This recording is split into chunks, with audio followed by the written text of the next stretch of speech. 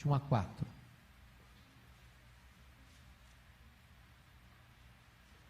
Tiago, capítulo 1, versos de 1 a 4.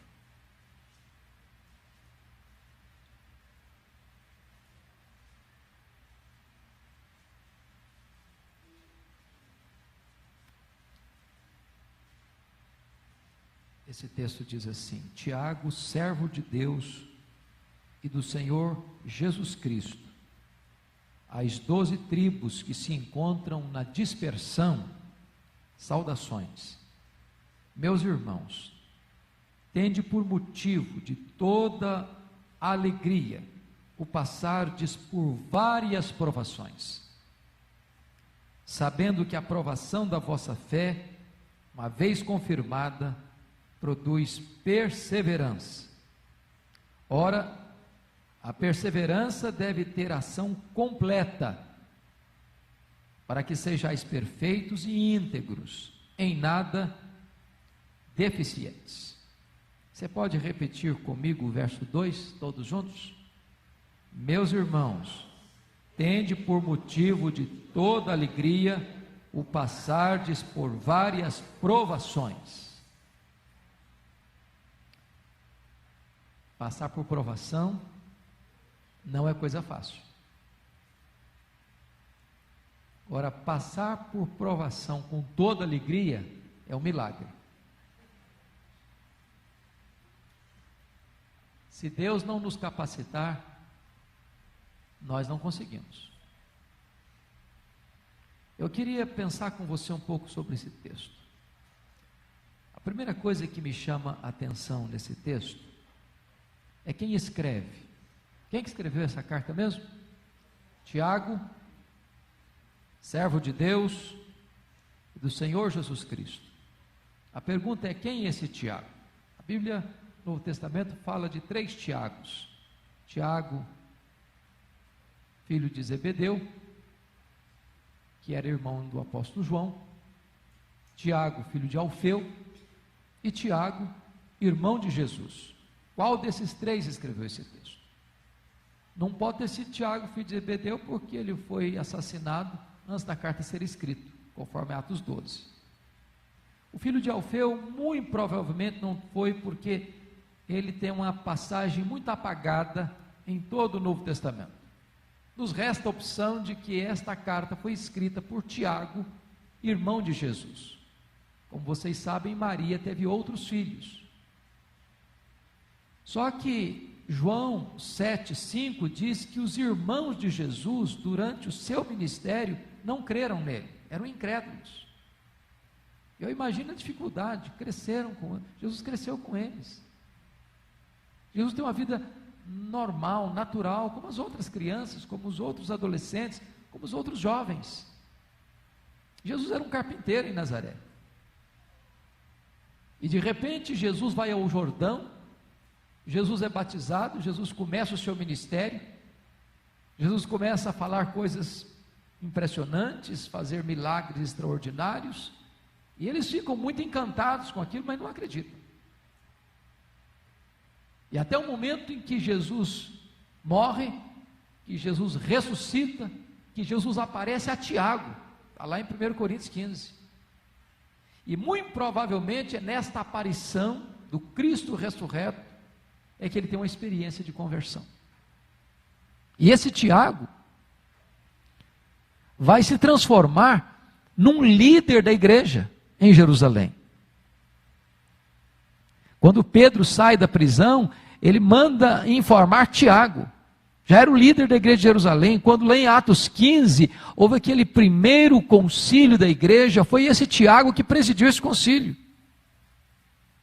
E agora notem vocês, de incrédulo a crente, de crente a líder, de líder a servo do Senhor Jesus. Eu acho magnífico esse testemunho dele, porque ele poderia ter colocado assim: Tiago, irmão do Senhor Jesus. E não teria mentido se fizesse isso. Mas ele resolve humildemente se apresentar apenas como um servo do Senhor Jesus. Segunda coisa que eu chamo a sua atenção é que nós, como aquele povo, somos um povo especial, mas não um povo isento de aflições. Veja comigo, por gentileza, no verso 1 ainda, para quem ele escreveu essa carta.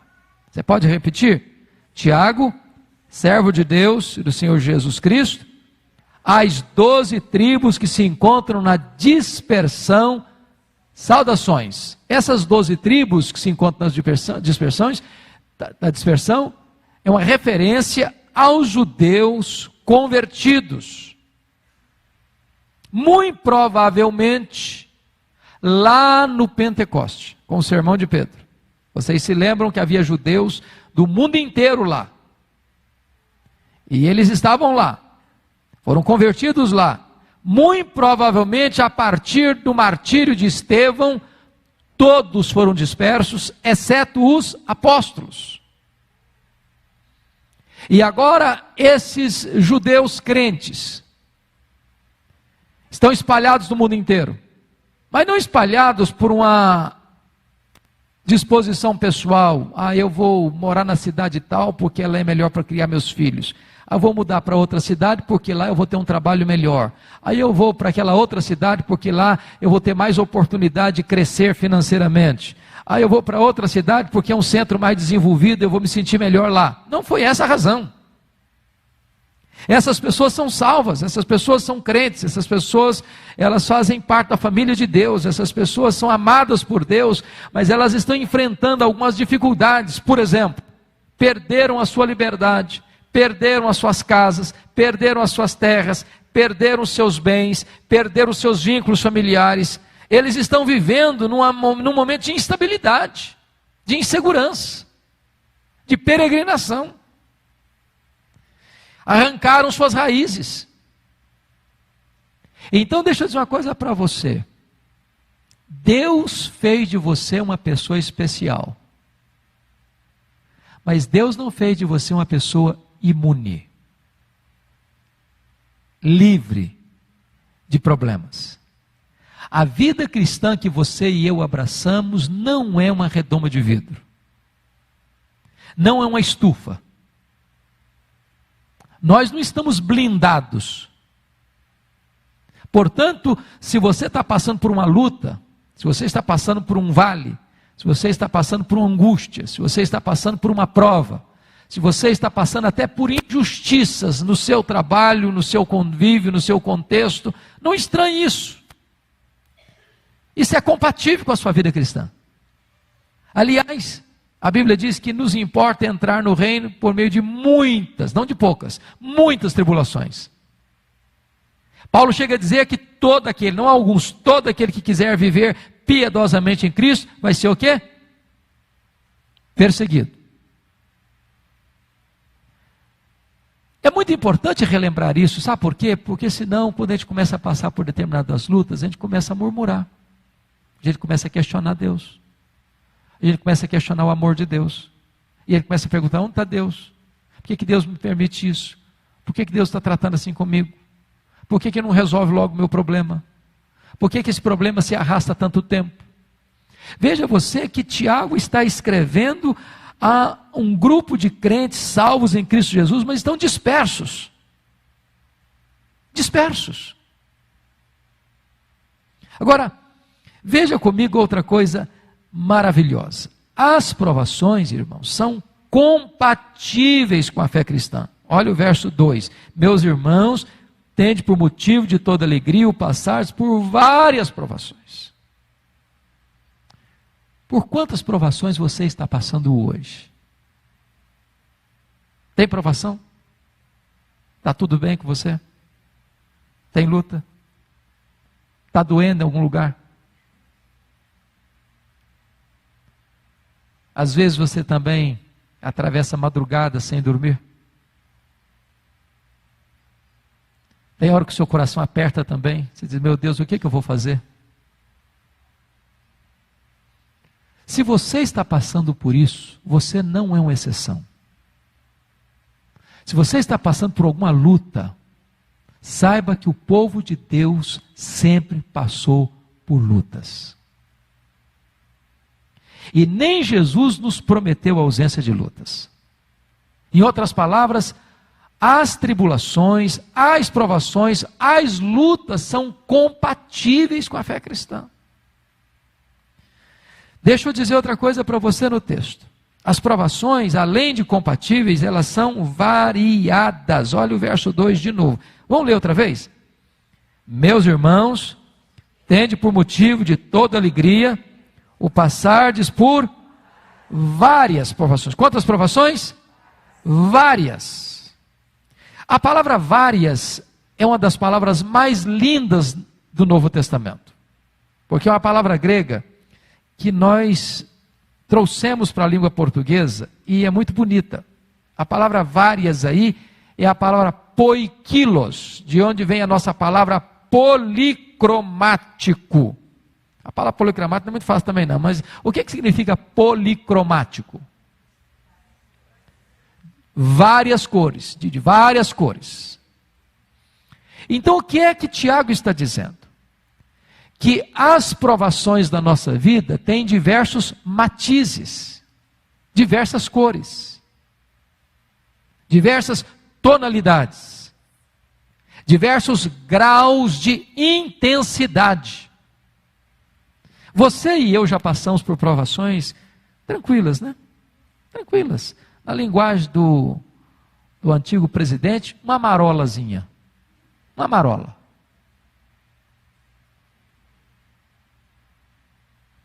Tem provação que é rosa clara, igual esmalte de noiva. É tranquilo, você passa de letra. Passa de letra.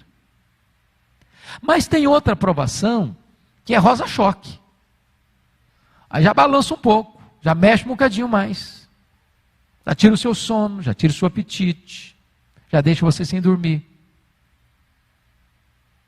Já angustia a sua alma. De vez em quando você se colhe chorando. Tem outras provações que são cinzentas. O cenário fica pardacento. A providência fica carrancuda. Você olha para o cenário e parece que está tudo contra você. E você não vê saída. Mas tem hora que a provação é tenebrosa. Você é como que esmagado por uma avalanche que vem rolando em cima de você e passa em cima de você como um trator. As provações são variadas. Sabe uma coisa? E Deus está no controle. Porque Ele nunca vai permitir você ser mais provado do que você tem capacidade para enfrentar. Não que você tem capacidade de enfrentar, Ele capacita você para enfrentar cada tonalidade de prova que vem sobre a sua vida. Eu tive alguns traumas de infância, porque quando eu nasci, minha mãe já estava para morrer, e eu também na barriga dela, e Deus poupou ambos. Mas desde que eu me entendi por gente, a minha mãe era muito doente. E nós morávamos numa roça, não tinha estrada, não tinha médico. E quando ela ficava muito ruim, que saía, era muito complicado. E eu ficava apavoradíssimo, eu entrava em pânico. Só da possibilidade da minha mãe morrer. Às vezes quando ela era tirada às pressas, eu ficava desesperado, e eu orava muitas vezes como criança, como pré-adolescente, falei, meu Deus, me leva primeiro, porque eu não aguento ver ninguém da minha família morrer. Eu quero morrer primeiro.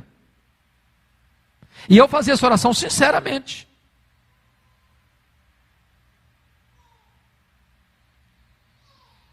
Tem hora que você diz, meu Deus, eu não vou aguentar. Eu não vou aguentar. Eu quero dizer para você que Deus também não prepara você na véspera. Se Deus um dia permitir você e eu passarmos por alguma prova, por alguma luta, por algum dissabor, pode ter certeza, na hora de enfrentar o problema, Deus vai revestir você de forças. Vai. Hoje eu já tive o drama de viver essa situação, de perder pai, minha mãe morrer, perder, o perder que eu digo um termo não é correto, né? De ver partir 2 irmãos em 17 dias. E é um drama. Agora, recentemente, a mãe ainda tinha. Mas, quando Deus permite você passar, Ele vai sustentar você. As provações são variadas. Mas olha outra coisa comigo. As provações, além de compatíveis e variadas, elas também, louvado seja Deus, são passageiras. Pode ler de novo o verso 2 comigo? Meus irmãos, tende por motivo de toda alegria o passardes por várias provações. Não está escrito assim, meus irmãos, tende por motivo de toda alegria o ficardes em várias provações. O passardes. É bem verdade que algumas pessoas passam de avião supersônico. Outros passam de trem-bala. Outros passam de Fórmula 1. Outros passam de automóvel. Outros passam de moto. Outros passam de bicicleta. Outros passam correndo. Outros passam andando. Outros passam engatinhando. Ou até de muleta, mas estão passando. Vão passar. Vão passar. Então essa prova que você está vivendo hoje, que parece que é agarrada na sua vida, pode ter certeza, vai passar. Vai passar. Daqui a pouquinho, esse cenário cinzento vai ficar claro. Eu tive uma experiência muito bonita. Quando meu pai faleceu, eu era pastor em Bragança, meu pai morava no interior do Espírito Santo. E eu cheguei aqui em Congonhas para tomar um voo, era de manhãzinha e estava garoando, como é muito comum em São Paulo. E aquela dor no coração, aquele aperto no peito, aquela angústia na alma, eu acho que quem já passou por isso sabe como é que a gente se sente numa hora dessa. E quando o avião decolou, dentro de 2 minutos, ele atravessou aquele nevoeiro denso. E lá em cima, o sol estava brilhando, bonito. Muito bonito. E Deus ministrou o meu coração. Ele disse, você está hoje com este nevoeiro na sua alma. Mas eu sou poderoso para levar você às alturas e mostrar para você que onde eu estou governando, você pode experimentar tudo claro na sua alma, na sua mente, no seu coração. Deus é este Deus que faz isso. Porque as provas são passageiras. Você está chorando hoje, amanhã você vai estar celebrando. Às vezes aquele motivo que está levando você às lágrimas vai ser a razão da sua maior alegria amanhã. Aquele filho, aquela filha que hoje está sendo motivo do seu choro, amanhã vai ser motivo da sua maior alegria. Aquela causa que hoje faz você chorar, amanhã vai fazer você celebrar e dar glórias a Deus. Esse Deus é poderoso para reverter a situação, para transformar vales em mananciais. Mas há uma outra verdade que eu gostaria que você pensasse comigo. As provações são compatíveis, as provações são variadas, as provações são passageiras. Mas agora as provações são pedagógicas. Olha de novo comigo, por favor, o verso 3. Sabendo que a aprovação da vossa fé, uma vez confirmada, produz perseverança. Essa palavra perseverança é outra das ricas palavras do Novo Testamento. Havia 2 palavras no Novo Testamento para paciência. Palavra paciência para relacionamentos e a palavra paciência para circunstâncias. A palavra aqui, perseverança, seria melhor traduzida por paciência triunfadora. Tem gente que tem muita calma para lidar com gente, mas não tem nenhuma calma para lidar com situações, circunstâncias. Tem pessoas que são pacientes com circunstâncias, mas não têm tolerância com gente. O que Tiago está dizendo é que Deus permite essas provas na nossa vida, e elas não são por acaso, e elas não são fortuitas, elas são pedagógicas. Elas são instrumentos de Deus para trabalhar em nós. Porque Deus está esculpindo em você o caráter de Cristo. Agora pense comigo que Deus às vezes vai usar algumas ferramentas para tirar algumas lascas da nossa vida. E toda vez que mexe, dói. Dói.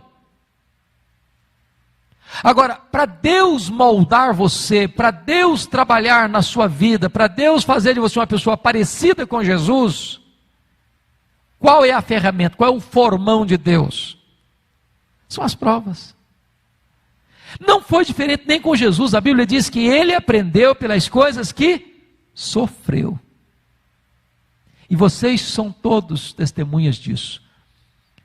Nós aprendemos muito mais nos dias de prova do que nos dias de celebração.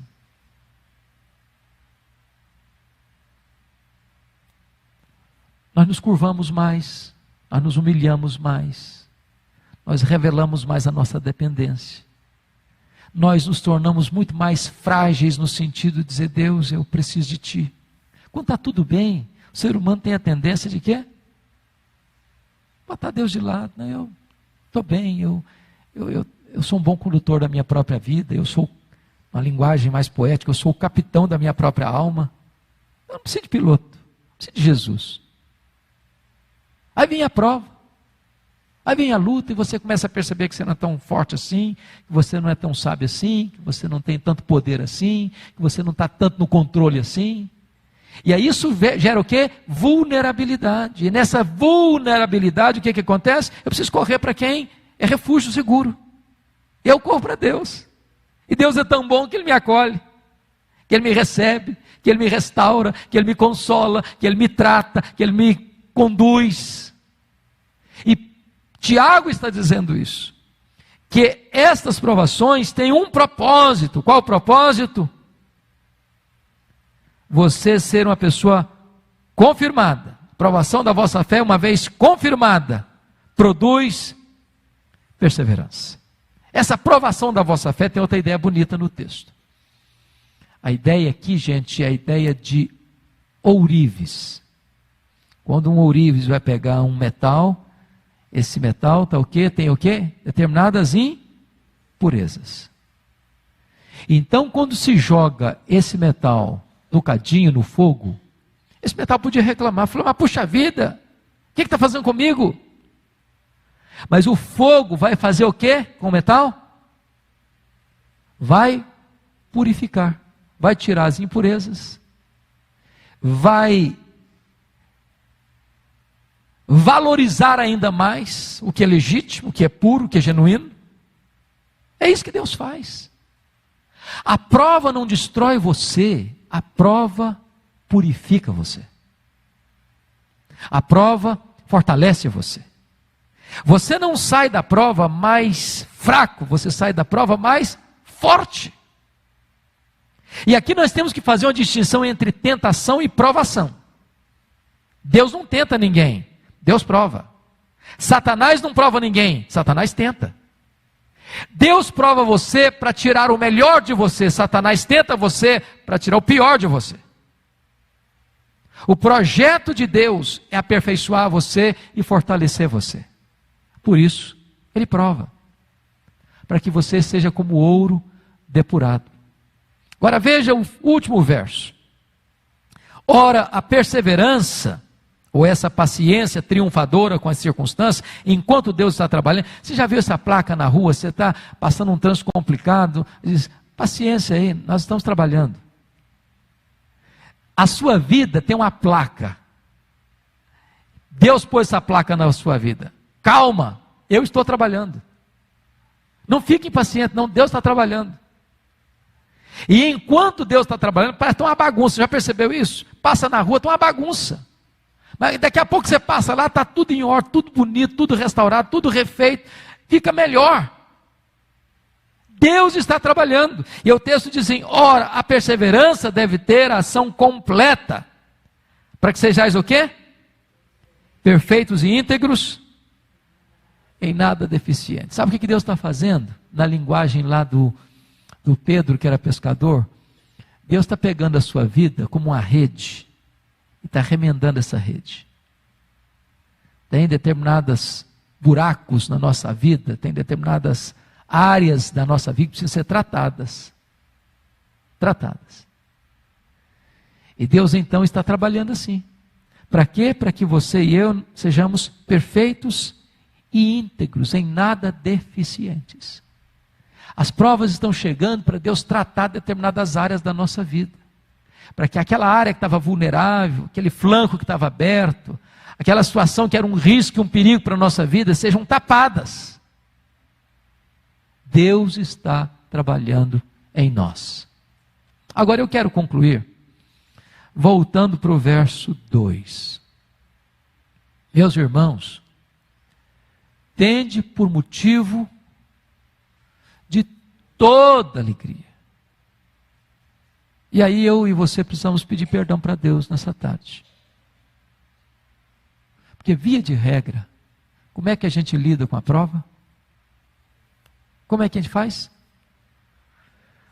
A gente fica triste, a gente chora demais, a gente às vezes murmura também, não é verdade? A gente reclama bastante, a gente às vezes fica até aborrecido, desanimado, questionando tudo, até botando Deus contra a parede. Cadê Deus? Se Ele me ama, por que eu estou passando por isso? Como o salmista perguntando, até quando, Senhor? E sabe, irmãos, eu não tenho dúvidas disso. Ou Deus nos capacita, ou nós não temos condições de reagir dessa maneira. Meus irmãos, tende por motivo, não de alguma alegria, mas de toda alegria. De toda alegria. E sabe, foi isso que impactou o mundo daquela época, porque esses crentes perdiam seus bens e celebravam. Eles iam presos e davam glória a Deus. Eles eram açoitados, saiam de lá se regozijando pelo privilégio de sofrer por Cristo. Eles eram jogados nas arenas para serem pisados pelos touros, mordidos pelos cães, devorados pelos leões. E cantavam.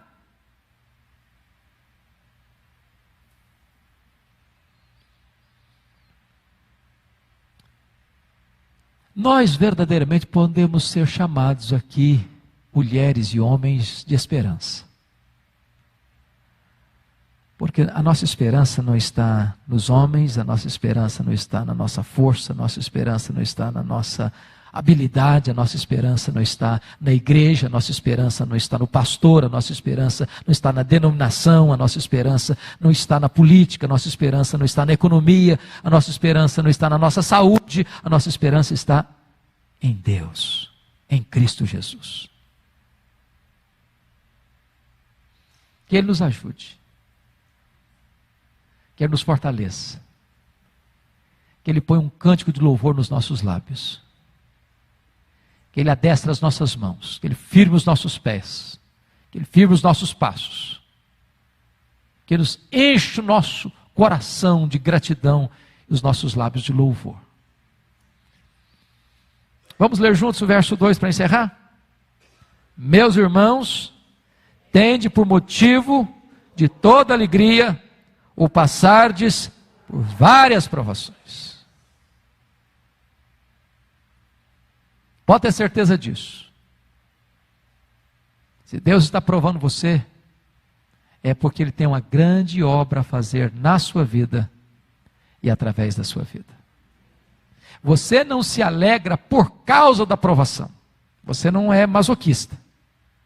Nem Deus é sádico. Nós não fazemos apologia ao sofrimento. Nós não exaltamos o sofrimento. Sofrimento deve ser evitado, e nós lutamos para evitá-lo, para diminuí-lo. A nossa alegria não está na razão de que nós gostamos de sofrer, não, 1000 vezes não. A nossa alegria está no fato de que, se nós estamos sofrendo, Deus está no controle e tem um propósito com isso, e está trabalhando na nossa vida, mesmo por meio do sofrimento, e vai nos conduzir a uma vitória gloriosa. Essa luta durar a vida inteira, a nossa leve e momentânea tribulação produzirá para nós eterno peso de glória acima de toda comparação. Porque o sofrimento do tempo presente não é para comparar com as glórias por vir a serem reveladas em nós. É só mais um pouquinho e Deus vai enxugar dos nossos olhos toda lágrima. Que Ele nos abençoe. Amém.